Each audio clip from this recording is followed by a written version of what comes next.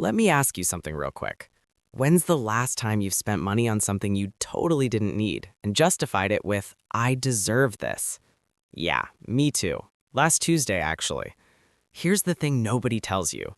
Americans spent over $1.3 trillion on non-essential purchases in 2025 alone.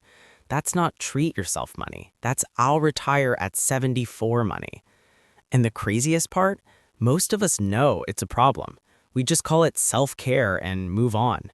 Today, we're exposing the dark side of treat yourself culture. And I promise you're gonna feel personally attacked, in the best way.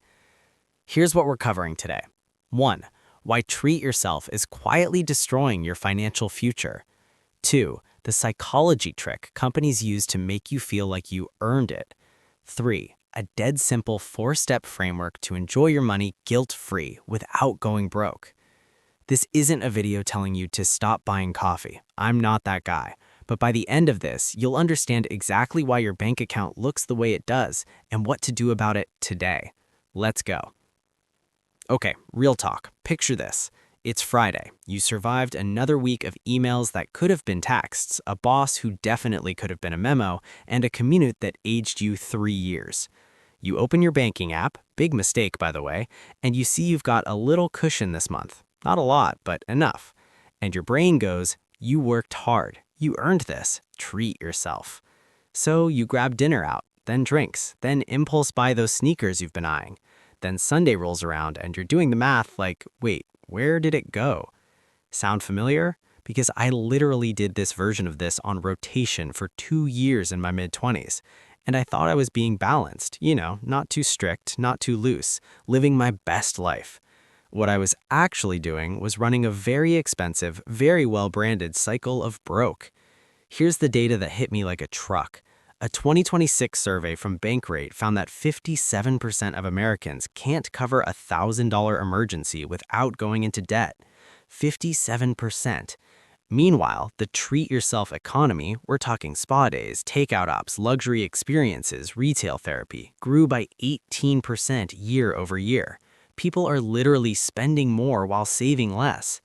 And look, nobody's buying Louis Vuitton on their lunch break every day. This isn't about rich people problems.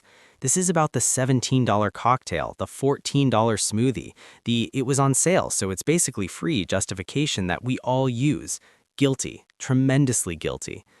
The real villain here isn't you. It's a system that was specifically designed to make you feel like spending is the reward. That's what we need to talk about. Step 1. Understand the deserving trap and how to escape it. Here's the psychology.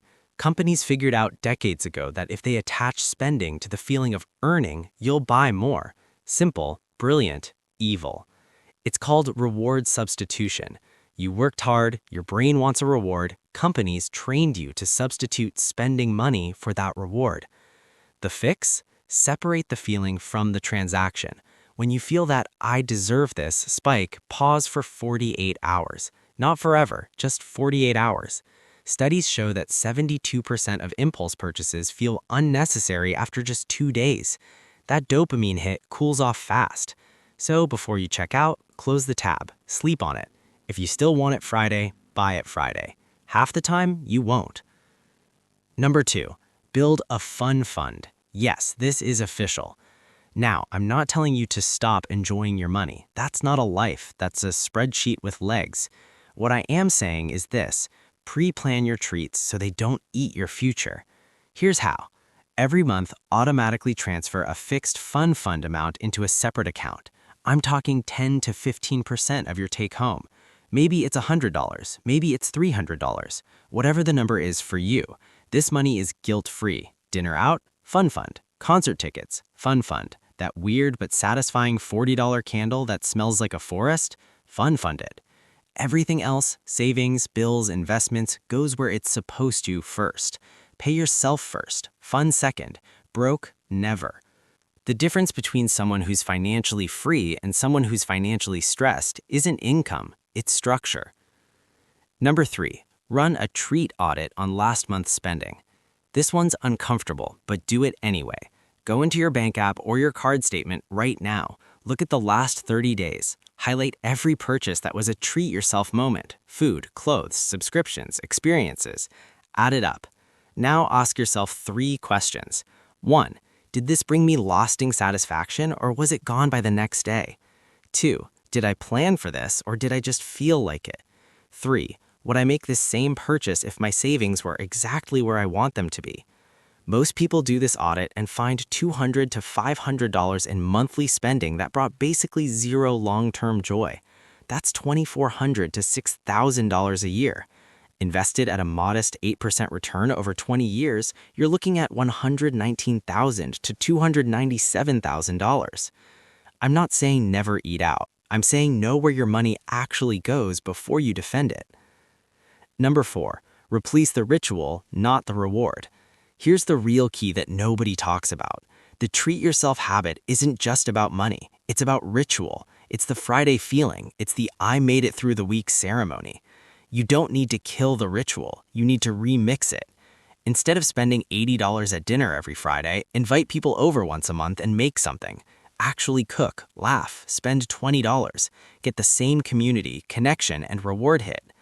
Instead of retail therapy when you're stressed, go for a walk, go to the gym, call someone.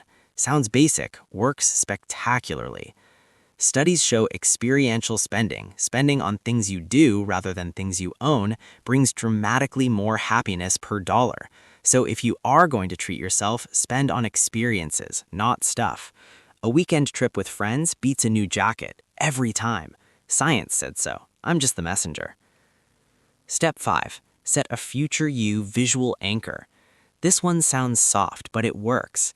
Most of us treat our future self like a stranger. We make decisions for right now, Gary, without caring at all about 10 years from now, Gary. Here's what to do. Write down one specific financial goal, not vague, specific.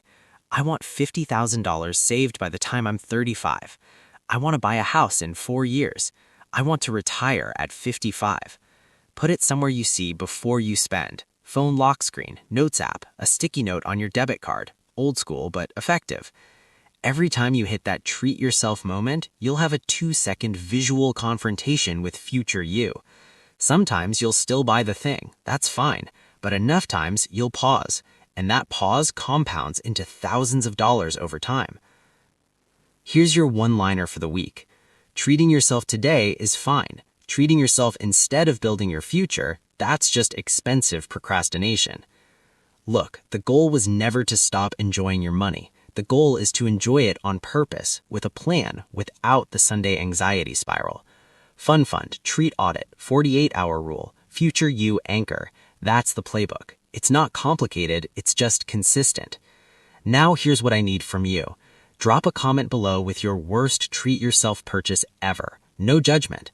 Mine was a $340 juicer I used exactly twice. It lives in the cabinet of shame. If this video hit different, smash that like button. It genuinely helps more people find this channel. And if you're new here, subscribe. We drop personal finance content that doesn't make you want to fall asleep or feel guilty for being human.